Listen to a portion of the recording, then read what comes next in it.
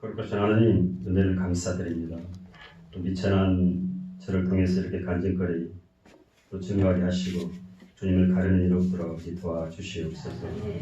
오늘도 전 간증거리를 통해서 각자의 또 삶에 또 적용되는 또 중요한 시간이 되기를 아버지 원합니다. 지금까지 또 지켜주셨듯이 앞으로도 늘 주님과 함께 동행하기를 원하며 거룩하신 예수님의 이름으로 기도합니다. 아멘. 할렐루야. 아멘. 잘 들려요? 네. 막상 아까 최경수 권사님이 기도가 좀 1시간 더 했으면 쓰겠는데 빨리 끝내시더라고요. 목사님 또 찬양까지 또 해주셔가지고 마음이 한결 또 나아졌습니다. 여기 저 목포에서 서해대교 넘어온 것보다 훨씬 편하네요. 조금. 저는 평택에 이사 온 지 16년째 됩니다. 2003년도에 왔으니까 2003년 3월달에 왔거든요. 그 전에 목포에서 사업을 했었는데 보일러 대리점을 했었어요. 95년 결혼했구나. 결혼하고 나서는 막 97년도에 한 것 같아요.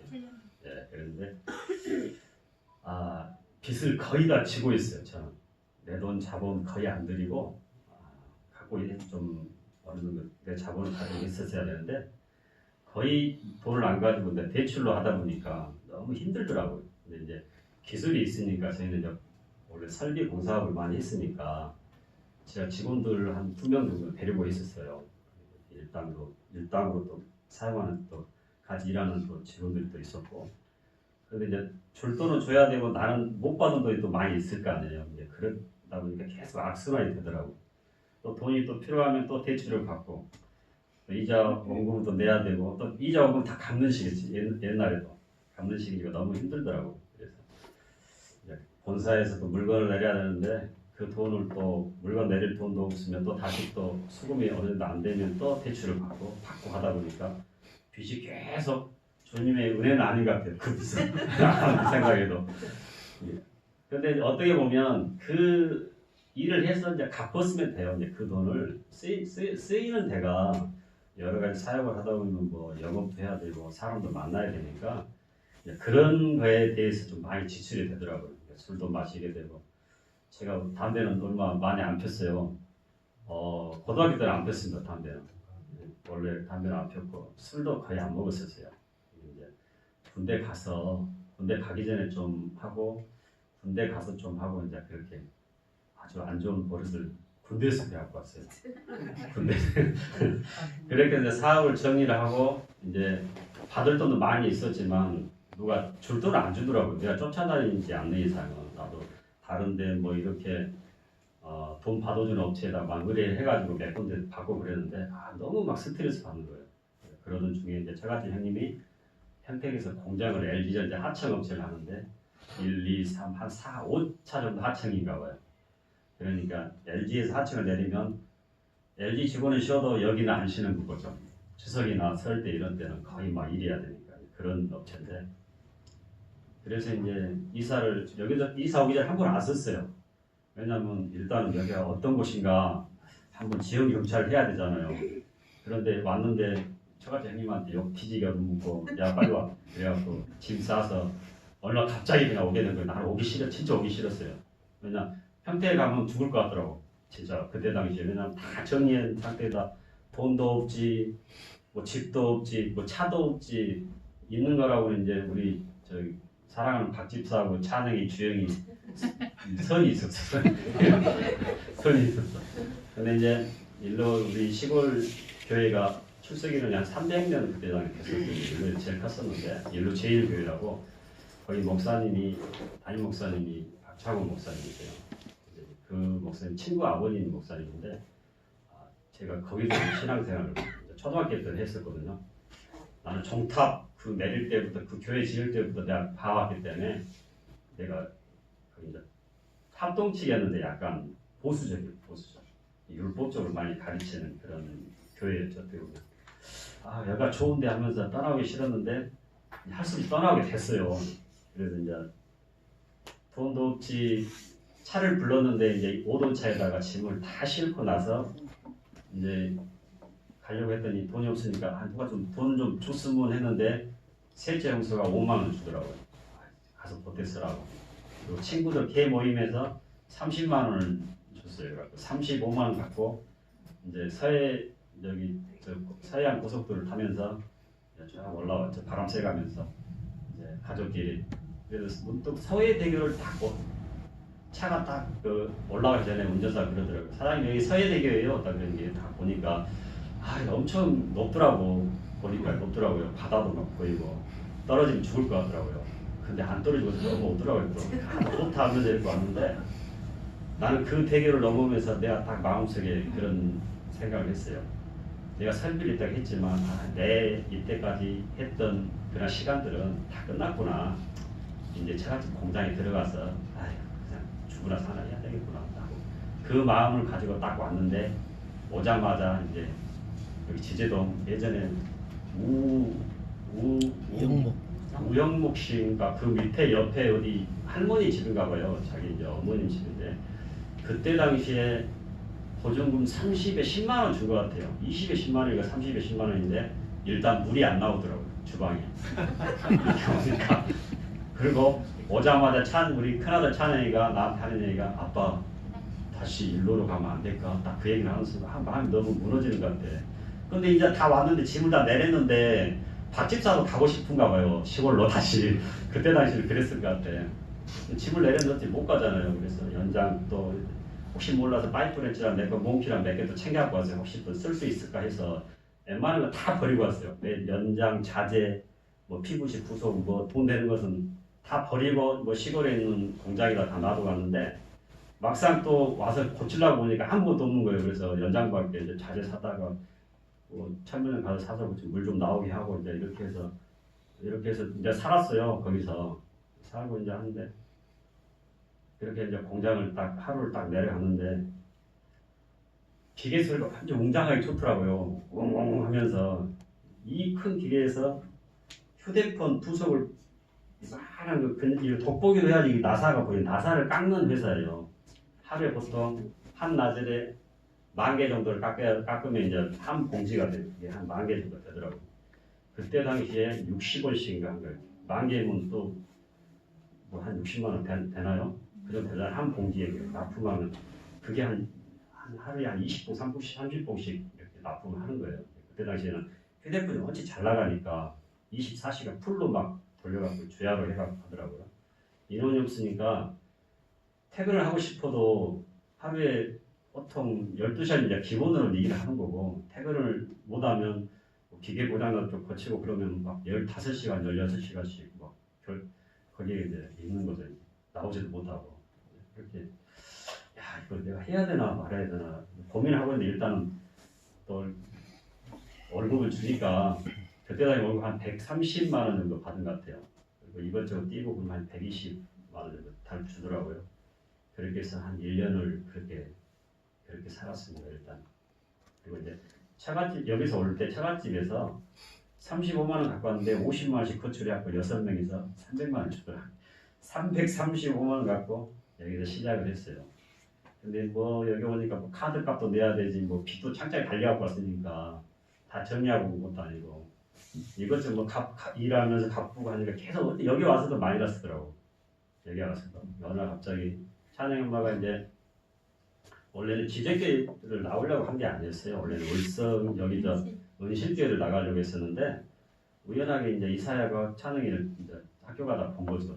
이사야가 얘기해서 목사님 내려오셔가지고 찬영 엄마가 이제 딱 교회 여기 목사님 서재에 가서 이제 신앙 상담하고 지적교 나오겠습니다 하고 이제 나오게 됐는데 나한테 와서 얘기하더라고요.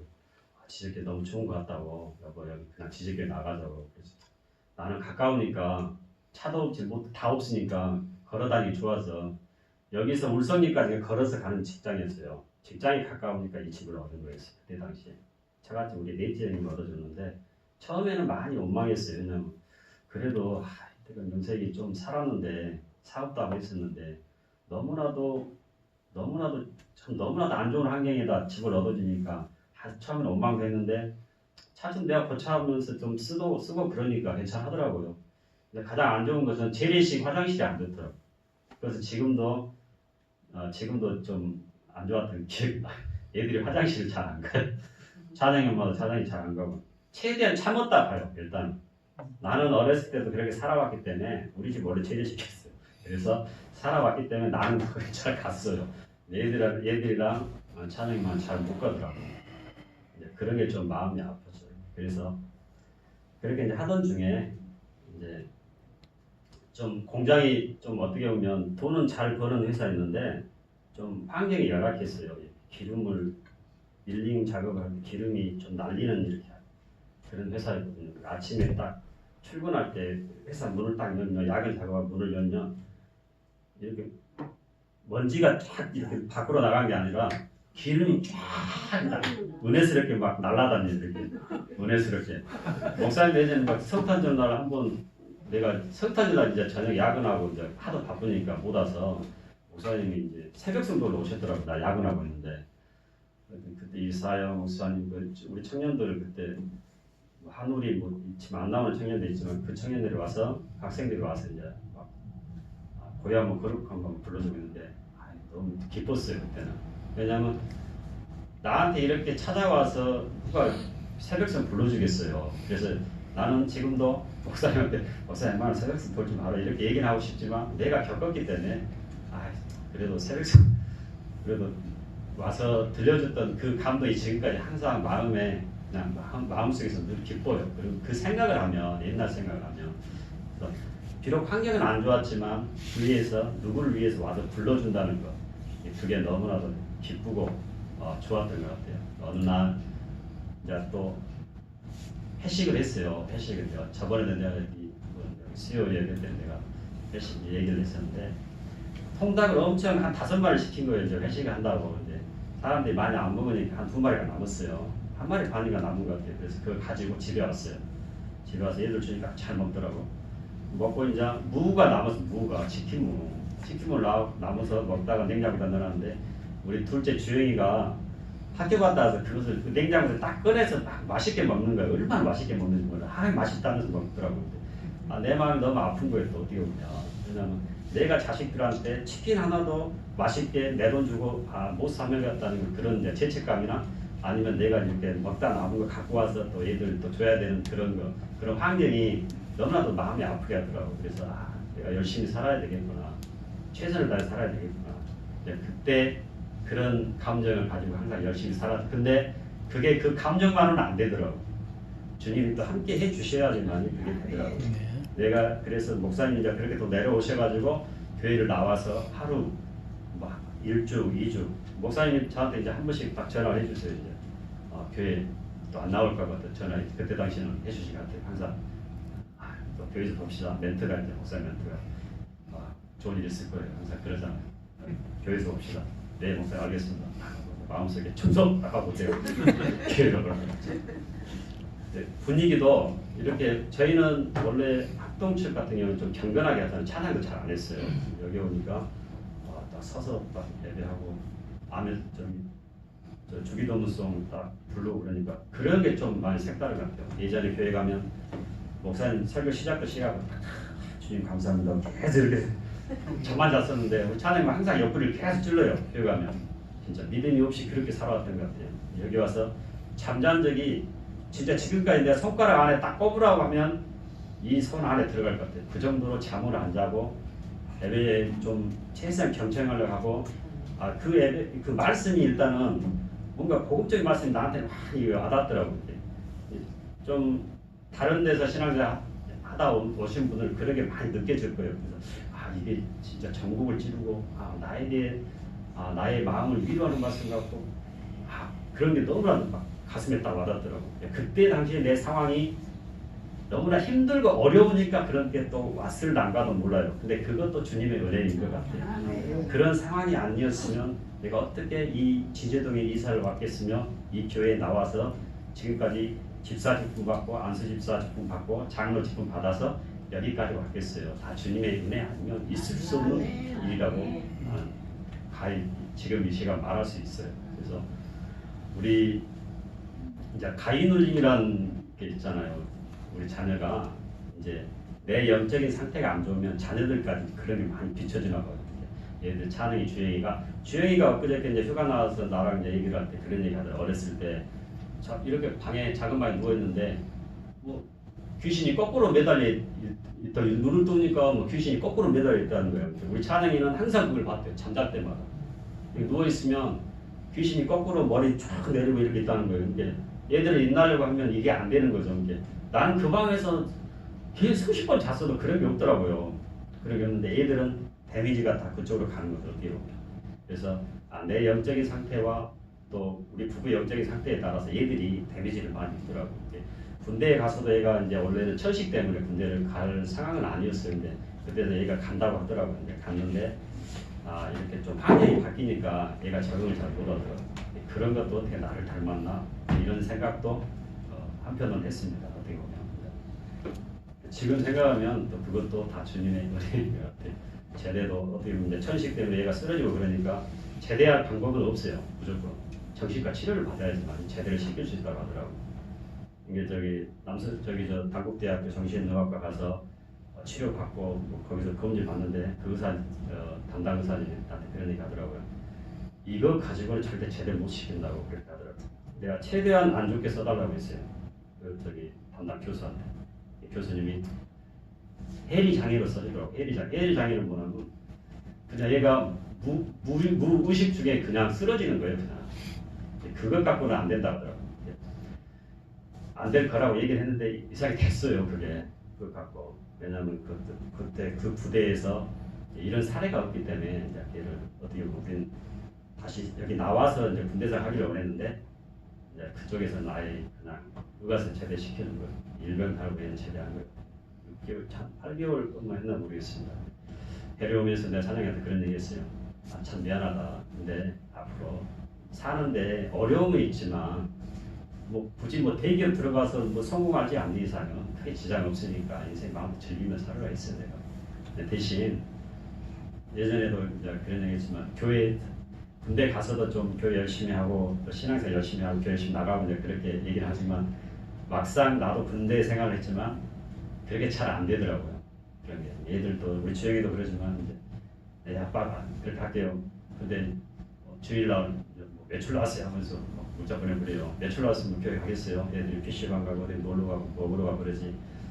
그런 거 보면 좀 내가 좀 더 잘 열심히 신앙생활하고 부모로서의 면을 잘 보였더라면 얘들이 그래도 아빠 내가 매출 안 나갈래. 교회 나가 아니면 매출 나가서도 예배했습니다.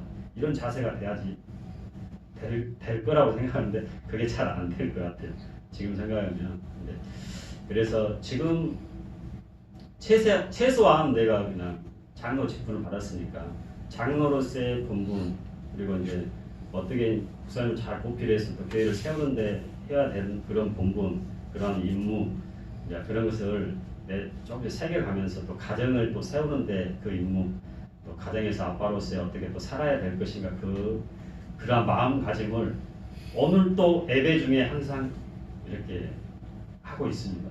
하려고 노력하고 내 입술에 나오는 말로 인해서 또 다른 사랑하는 여러 분들이 또 상처받는 일 없도록 내 입술로 주장해 주라고 하는데 그게 잘 안 되더라고. 이 입술로 인해서 가장 상처받는 분이 또 우리 사랑하는 또 박근덕 집사인데 항상 죽을 때까지 나는 죄인입니다. 그러니까 미안하게 생각하고 이렇게 열심히 또 살아가겠습니다. 그리고 이제 가장 내가 이게 중요한 얘기인데 복을 받게 된 어차피 간증은 그러잖아요. 복 받은 얘기를 해줘야지 여러 사람들이 그래서 복 받는 거 이렇게 좀 있잖아요. 근데 복 받은 계기가 있어요. 제가 1년 동안 저기 직장생활 하면서 1년 만에 딱 그만뒀는데 어떤 분이 저한테 4천만 원을 빌려줬어요. 그분 4천만 원 빌려줘가지고 그걸 가지고 정아주 청소업을 한 거예요. 사업을 했는데 처음에 이제 그것도 4천만 원만 있을 때 정아주 이제 업체를 샀으니까 근데 이제 이게 기본적인 자본이 없으니까 일단 정아주 청소하고 그날 하루 한차 걸리면 6만 원이에요. 6만 원 가지고 하루를 살아야 되는 거예요. 돈이 없으니까 다른 사람 보태주면 없고 이걸 한차 보면 계속 일이 있으면 되는데 또 없을 때도 있고 이것도 영업이더라고요. 이것도 영업을 하면 살 수가 없는 거예요. 평택에 업체가 26개 업체가 있어요. 그 중에 딱 한 개 업체니까 저희가 이제 안 되겠다. 그래서 5돈 차나 가지고 이제 시작을 했는데 한 6만 원 걸고 기름값 10,000원 하고 처리비 10,000원 빼면 4만 원 남더라고. 그래서 어쩐 날은 너무 힘이 없으니까 막걸리 사다가 한 병 사다가 집에 가서 꼴짝꼴짝 마시면서 또 신세 한탄도 하고 그럴 때 살았던 세상 시간들도 있고 어느 날은 또 돈이 또 많이 벌 때도 하수도 관 청소할 때도 있고 이게 기술이 있으면 이 사업 가지고도 무궁무진하게 돈을 벌 수 있는 사업이더라고. 그러니까 하수도를 한 번씩 뚫어요 이게. 근데 그때 당시에 지금은 10년 전이니까 하수도 한 집에다가 딱 뚫어주고 어떤 사람은 그냥 50만 원 받더라고요. 10분 만에 10분 만에 어떻게 50만 원을 받는 거 보니까 갑자기 이게 뭐지? 딱 그런 생각이 드는 거예요. 그럼 누구는 딱 처리장에 와서 나 얼마 벌었네. 어떤 사람은 정말 청소하다가 밑바닥에 딱 보니까 휴대폰이 하나 딱 있더래요. 딱 그걸 찝어서 올리는 거예요. 휴대폰이 딱 이 호스에 딱 안 들어가니 찝어서 올라가면 그 휴대폰 끝에가 돼지가 딱 달려있는 거예요. 금돼지가. 어느 갑자기 딱 어떤 사람이 왔는데 딱 그 휴대폰을 가지고 저 세면대를 가서 하시더라고요. 형님 뭐예요? 그랬더니 있다고 딱 씻고 딱 나와서 이게 딱 보여주더라고요. 휴대폰 끝에를 금돼지가 딱 있더라고요. 야, 세상에 이런 것도 있구나. 휴대폰이 정화조 통으로 들어가서 거기 안에서 있다가 다시 우리한테 나오는 거죠. 그렇게 돈 저는 처리장에서 이렇게 태우고 나는 그 쓰레기 더미 안에서도 금 반지 2개 주었어요. 500원짜리 100원짜리를 이렇게 뒤적뒤적 가면 그냥 호미질 좀 하면 계속 나와요. 돈이 계속 나오는 거예요. 야, 이래서 땅에서 돈이 나오는. 그리고 어느 한쪽 이제 다른 사람들이 다 찾고 또 갔더라고요. 나는 내가 머리가 더 좋잖아요. 멀매를 이렇게 만들었어요. 사각으로. 그래서 삽으로 퍼서 담어 그걸 이렇게 딱 쳤어. 치니까 거기서 돈바지 2개가 나오고. 그렇게 해서 돈바지 팔아서 그 애들도 맛있는 것도 사주고 또 붕어즙도 그때 하나 내려서 묻고 이렇게 다 채워주시더라고요. 근데 처음에는 힘들었지만 나중에 또 욕심이 생기고 사람이 이게 있구나. 그래서 15돈을 사게 됐어요. 15돈을 사니까 돈이 더 되더라고. 이게 이렇게 되고 뭐 하루에 또 많이 벌 때는 뭐 100만 원 벌 때도 있고 막 그런 시절이 있었던 것 같아요. 근데 흥청망청 쓰지는 않았고 다 투자해 주신 분이 있기 때문에 다 거기에 다시 번 돈 또 헌금에 감해 그렇게 또 하나님이 위해서 또 그 시간 남는 시간이 좀 오전 근무하면 다 끝나요. 웬만하면. 그래서 오후에 와서 교회 또 봉사도 하고 뭐 예전에 뭐 식당 뭐 좀 고칠 것은 좀 고치고 뭐 이런저런 교회 일을 또 열심히 하다 보니까 하나님이 또 축복을 또 부어주시더라고요. 그래서 또 15돈 차를 사게 되고 그때 당시 이제 돈이 없어가지고 또 차 같은 힘만 한 2천만 원 빌려달라고 이제 한번 전화 한번 따겠어요. 그랬더니 나중에 그러시더라고요. 나한테 직접 얘기는 안 하시고 정서방은 이때까지 돈 모아놓은 거 한번 어때? 어때? 이렇게 얘기했다더라고요.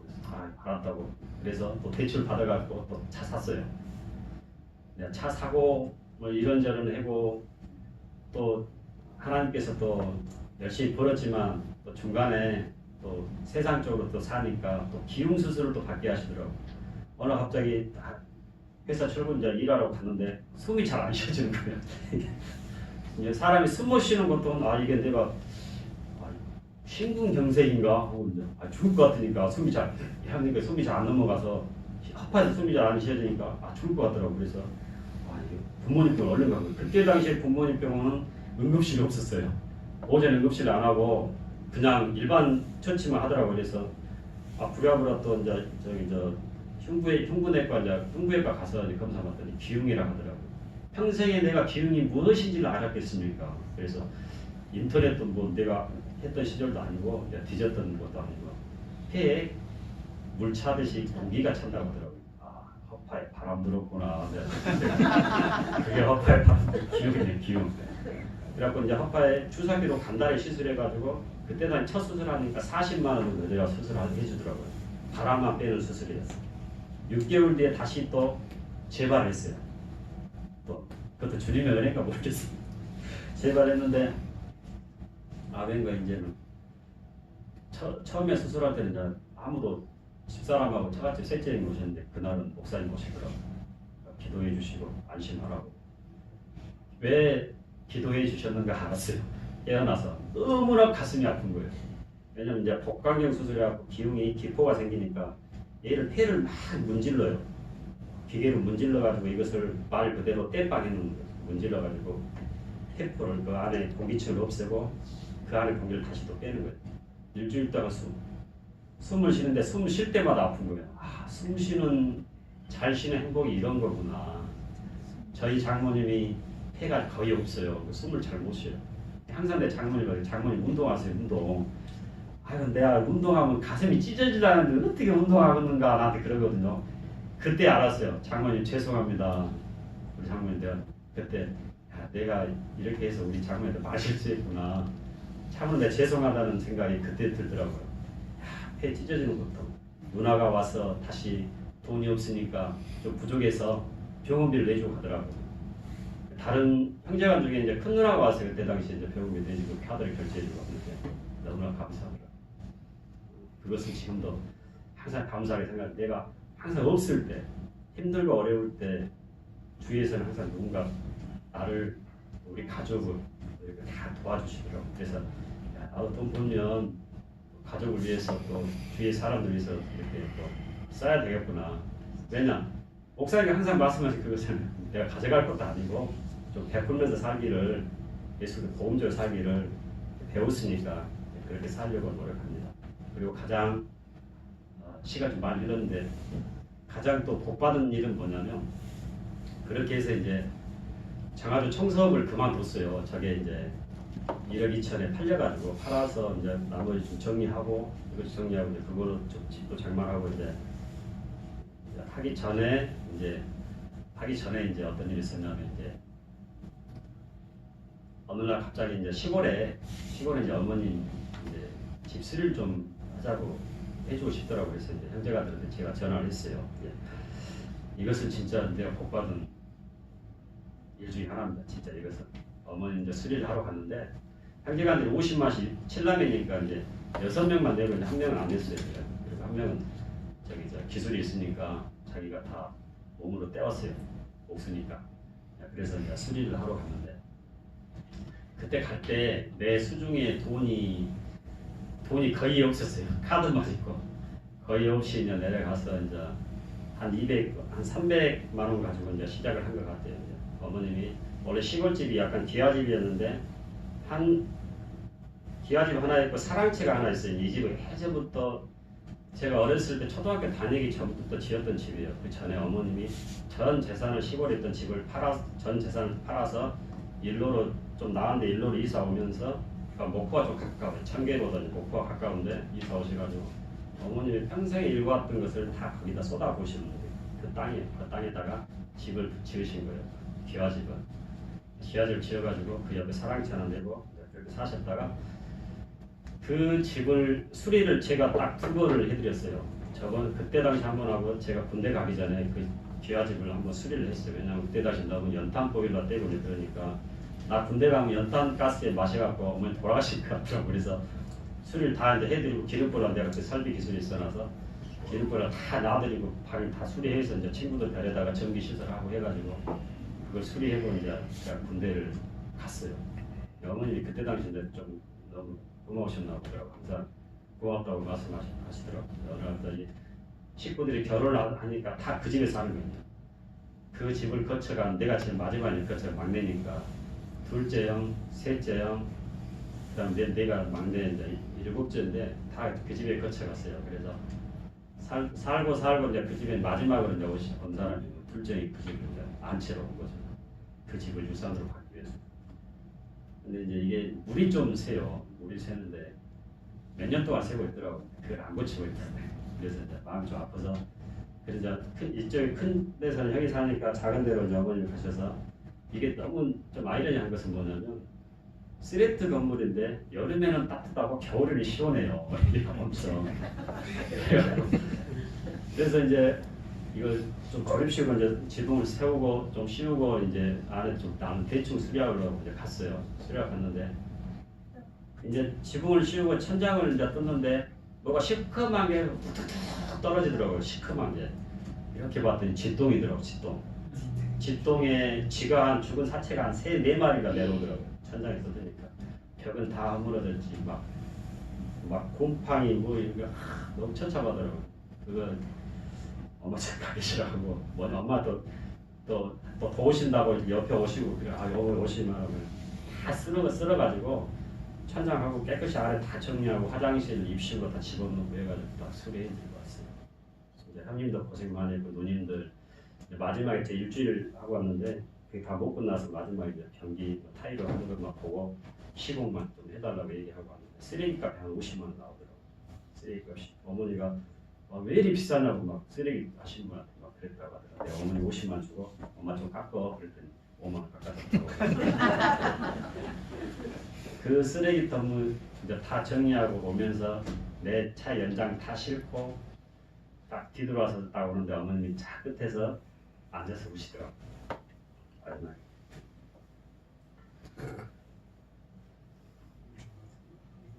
안 오라고 했는데 그래서 내가 선수가 준비해서 오시고 어머님이 81살이세요. 저 80 하나인데 내가 49이니까 지금 되면 32살 때 혼자 되셨거든요. 7남매 나오군요. 18살에 결혼하셨으니까 2년마다 열심으로 이제 하신 거죠. 얼마나 그렇게 7남매 중에 제가 막내예요. 나를 뵈고 아버님이 서울서 돌아가셨으니까 32살에 서울까지 왔다 갔다 하신 거예요. 나를 뵈고. 나는 이제 그때 당시에 데미지를 많이 영적인 데미지를 많이 입었나 얼마나 우셨겠어요. 32살에 혼자가 되셨으니까 뒤로 얘들이 그냥 제일 큰 애가 큰 형님이 그때 당시에 중학교 1학년이었으니까 얼마나 힘들으셨겠어요. 그래갖고 모든 것을 이때까지는 어머님은 큰아들한테 오지 않고 모든 재산을 다 큰아들한테 막내까지는 순서가 없죠. 근데 이제 지금도 이제 형님이 할렐루야 기도 저기 장로로 있는데 지부장이라고 그래 거기 지부장이라고 그러더라고요. 지금도 그렇게 생각하시더라고요. 그 어머니 전 재산을 팔아서 했던 집인데 이제 그 거기서 안 사시고 그 건너편에서 사시니까 좀 마음이 좀 아프죠. 수리를 하고 오니까 참 마음이 편하더라고요. 어머니 그 뒷모습을 봤을 때 이렇게 보니까 백미러로 이렇게 딱 보니까 앉아서 그냥 나를 보면서 그냥 우시더라고요. 이렇게 손을 들면서 이렇게 그 모습이 너무 아프더라고요.